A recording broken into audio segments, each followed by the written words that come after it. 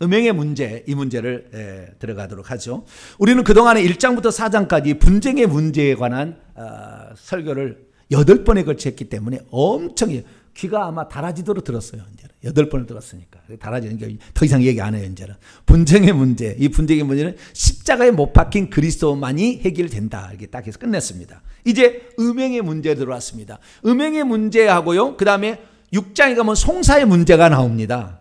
그래서 이 분쟁과 음행과 송사의 문제는 교회의 도덕성에 관한 문제를 다루고 있어요. 도덕성에 관한 문제를 먼저 다루고 있습니다.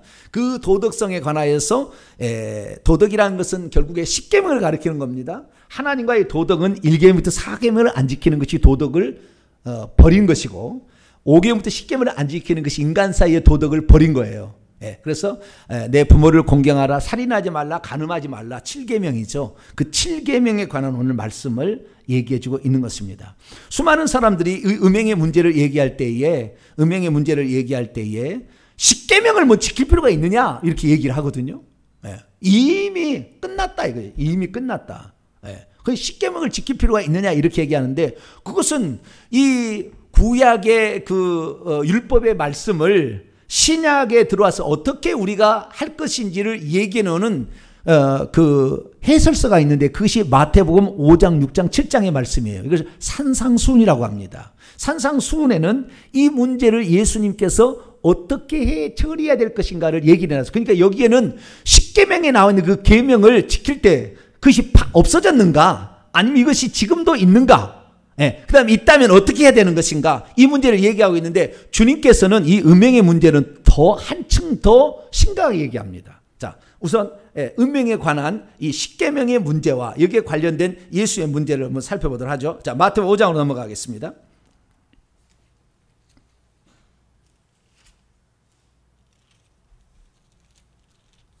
마태복음 5장 27절부터 32절까지가 구약의 율법과 그 다음에 신약의 성도들이, 이 마태복음 5장, 6장, 7장은 천국 백성의 윤리라 이렇게 우리가 보통 해석을 합니다. 그러니까 천국에 들어갈 사람들은 이런 윤리, 도덕을 지켜야 된다는 거예요. 이것이 예수님의 가르침이에요. 그러니까 만약에 이 가르침대로 살고 있지 않다고 한다면 틀림없이 지옥 간다 그 말이에요. 아시겠죠? 회개가 안 된다고 한다면. 그러니까 회개가 매우 중요한 겁니다. 회개 안, 여대로 안 산다면 어떻게 해요? 이 사람은 지옥 간다는 게 요한계시록에 나와요.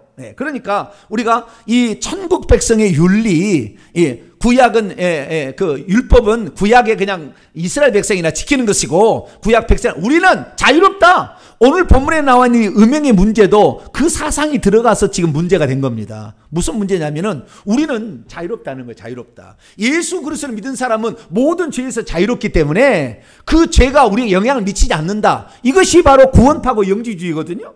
구원파의 영주의. 우리의 영이 거듭났으면 육체는 무슨 죄를 지어도 죄가 안 된다. 그것도 우리의 영향을 미치지 않고, 우리는 이 깨달음으로 말미암아 이미 영생을 얻었고 그 다음에 천국의 백성이 되었기 때문에 영원한 하나님의 이 천국 백성 되면 깨지지 않는다. 어떻게 그리스도의 사랑이 우리를 깨겠느냐? 그러니까 우리는 안전하다 이렇게 나가는 거예요. 그러니까 이 자기 교회에 이 더러움이 들어와서 누룩처럼 지금 음행이 퍼지고 있는데도 내비둬도 상관이 없다. 우리는 그런 것까지 막 따지는 이런, 뭡니까, 쪼잔한 사람 아니고 우리는 좀 넓은 사람이다 이렇게 하면서 죄를 그 교회에 용납하고 있는 것을 사도 바울이 책망하는 것이 오늘 본문의 그 흐름의 내용인데, 그런 것들이 결국에 우리가 성경을 알고는 있으나 오늘 두리뭉실하게 얘기하고, 율법은 그냥 율법으로는 죄를 깨달음이라. 그러니까 우리가 잘못 알아갈 로마서 3장 말씀만 알고 있어가지고 율법으로는 죄를 깨달음이다, 그 다음엔 아무 상관없다 이렇게 얘기하는데 아니에요. 그것을 우리가 어떻게 봐냐, 율법은 우리가 천국에 들어가느냐 못 들어가느냐는 잣대는 필요한 것이지 율법을 지켜서 구원받는 건 아니에요.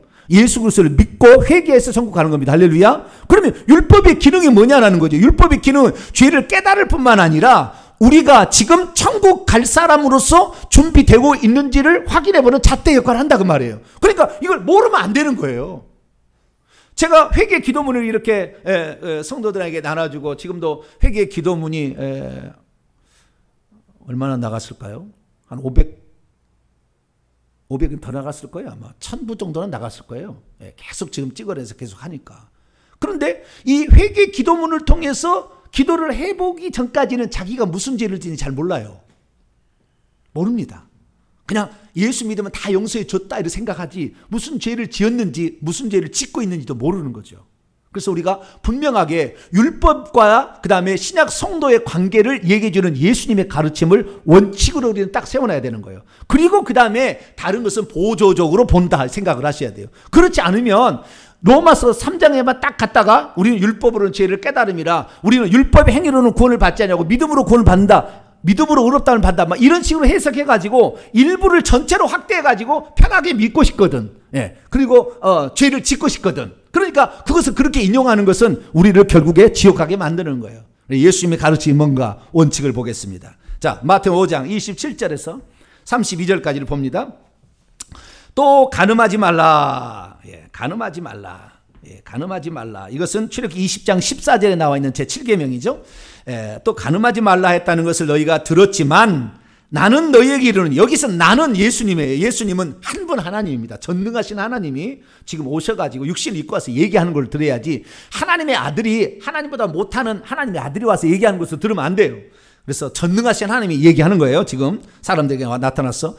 구약에는 여호와 아브라함이 한 번 나타난 밖에 없지만 지금 육신을 입고 와서 지금 많은 사람이 얘기하는 거예요. 나는 너희에게 이르노니 말하노니 음욕을 품고 여자를 보는 자마다 마음에 이미 간음하였느니라. 간음의 정의를 바꿔줍니다. 간음의 정의를 바꿔줘요. 간음은 육체적으로 직접 행하는 것만 정의가 아니라 마음속으로 이미 그런 생각을 했다 할지라도 이것은 간음이다라고 간음의 정의를 훨씬 더 생각의 영역까지 넓혀버리십니다. 그러니까 예수님의 산상수훈은 죄인은 더 죄인 더 만드는 거예요. 정의가. 천국 백성의 윤리는 내가 죄인이다 그러고 시인해버리면 그냥 끝날 텐데, 그렇지 않는 사람에게 더 아니야 넌 죄인이야 이거 하려고 주님이 더 세게 나오는 거예요. 그러면서 29절로 30절 말씀 보면, 만일 내 오른 눈이 너로 실족해 해서 네가 간음을 했다 그러면은 이 빼어버리라 이거예요. 내 백체 중 하나가 없어지고 온몸이 지옥에 던져지지 않는 것이 유익하. 그러니까 그걸 실족해 하면 결국 어떻게 된다는 거예요? 지옥에 던져준다 그 말이잖아요. 우리는 예수 믿으니까 지옥에 안 간다. 절대 우리는 완전히 구원이다. 천만에 만만의 콩떡이에요. 아니 전능하신 하나님 와서 그렇게 얘기 안 했다는데 뭘 갖고 얘기하는 겁니까? 그것은 일부의 것을 확대해서 잘못 해석한 거예요. 또한 30절, 만일 내 오른손이 너로 실족하게 하거든 찍어내버리라. 내 백체 중 하나가 없어지고 온몸이 지옥에 던지지 않는 것이 유익한. 남자들은 막 여자 사원을 막 만지고 막 그래가지고 문제가 이런 게 많잖아요. 요즘에 그런 일이 많잖아요. 이거 손 잘라버리라. 잘라버리라. 근데 마음이 중요한 것 같아요. 옛날에 우리 그 아버지 세대는요 노름을 많이 했어요. 뭘 많이 했어요? 노름을 많이 했어. 겨울에 할 일이 없거든 농사진 사람들이. 그래가지고요 노름한다고 손을 이 그 작두에다 자르는 사람도 있어요. 그럼 요 오른손을 자르면 왼손으로 합니다. 왼손으로. 근데 왼손도 날 자르잖아요. 발가락으로 한대요. 발가락으로. 주님께서 이 얘기는 뭐예요? 그만큼 너희가 이것의 중요성을 알고 요게 대해서 빨리 돌이켜지 회개치 않으면은 너는 지옥이다. 이 경고하는 거 말 아닙니까? 진짜 눈을 빼버리라는 걸까요? 그냥 막 손을 막 자른다가 안 된다니까요. 자른다고 그냥. 에? 손 자르면은요 말로 시킬 거예요. 말로 나중에 말로. 그러니까 안 되는 거예요. 그래서 그만큼 이것이 우리에게 인간에게 해롭게 한다는 것이겠죠. 31, 32절 또 일렀으되 누구든지 아내를 버리려거든 이혼 증서를 줄 것이라 하였으나, 그런 말이 나와 있죠. 신명기 24장 1절 3절에 그렇게 나와 있는데 그건 원래 하나님의 의도가 아니었다는 거예요. 나는 너희에게 이르노니 누구든지 음행한 이유 없이 아내를 버리면 이는 그로 간음하게 하며 또 누구든지 버림받은 여자에게 장가드는 자도 간음함이라. 이게 재혼을 심각하게 생각하셔야 되는 거예요. 재혼이라는 것은 사별만 허용합니다. 성경은 사별만. 그것도 믿는 자들 안에서만. 바울은 믿는 자들 안에서만. 사별한 자만 재혼이 가능하지 이혼한 자에게 장가가나 시집가면 그게 간음이라고 그러는 거예요.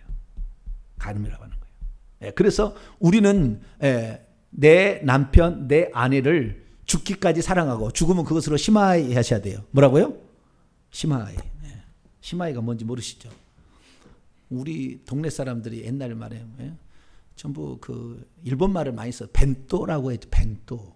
도시락을 벤또 밖에 쓰라고 했지 양동이라고 하지 않고 시마이 맨날 그래가지고 농사질 때 자 시마이 그러고는 밥 먹읍시다 모내기 하다가 시마이 시마이가 나는 뭔지 모르지만 아버지가 느낌을 알겠더라. 끝!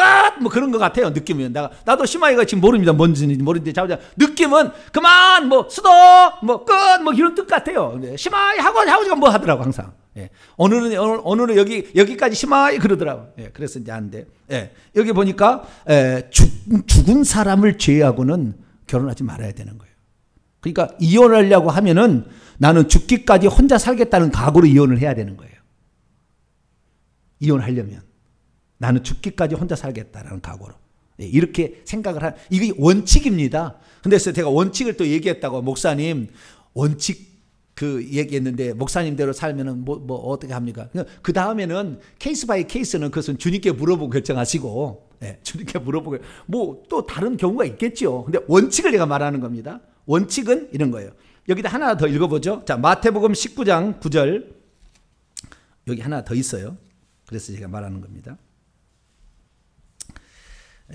제가 그냥 하는 얘기가 아니고 주님의 말씀이라고 말이에요. 한 분 하나님의 말씀이 그렇게 했다는 거예요. 그러니까 원칙을 알고 있어야지. 원칙을 모르면 율법은 폐지되었다. 그러니까 나는 상관없다. 간음해도 아무런 상관없다. 그 육체나 범죄하는 거지 내 영에는 영향을 미치지 않으니까 나는 천국 간다. 그따위로 생각하면 안 된다 그 말이죠. 주님이 하신 얘기를 들어봐야 된다는 거죠.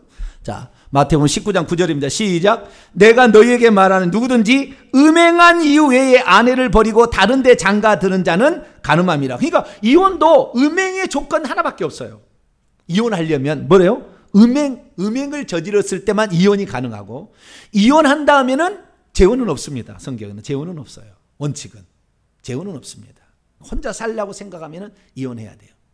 그리고 사별하면 가능한데 나중에 이제 고린도서 이제 그 7장에 가서 이제 배웁니다만은 더 나가서 배웁니다만 그때는 이제 믿는 자들 안에서만 그게 했으면 좋겠다라는 사도 바울의 권면이 있습니다. 그래서 우리가 음행의 이 죄는 이 간음의 죄는 더 심각해졌다는 걸 아셔야 되고 이런 것들이 결국에 우리를 지옥까지 가게 한다는 거예요.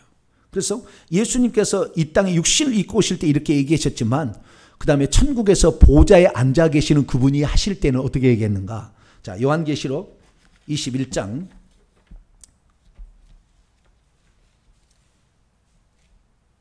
나는 지옥 가고 싶어요. 그러면 음행하시면 됩니다. 아유 나는 지옥 가기를 너무 사모해요. 그러면 음행하시면 됩니다. 제 얘기를 한 번이라도 듣는 사람들은 음행할 때 뜨끔할 거예요. 음행하려면 뜨끔할 거예요.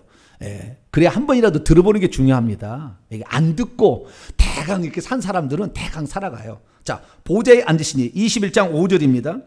21장 5절 그 보좌에 앉으신 네가 말하는 거예요. 8절을 말하려고 지금 5절부터 읽는 겁니다. 자, 5절부터 읽읍시다. 시작.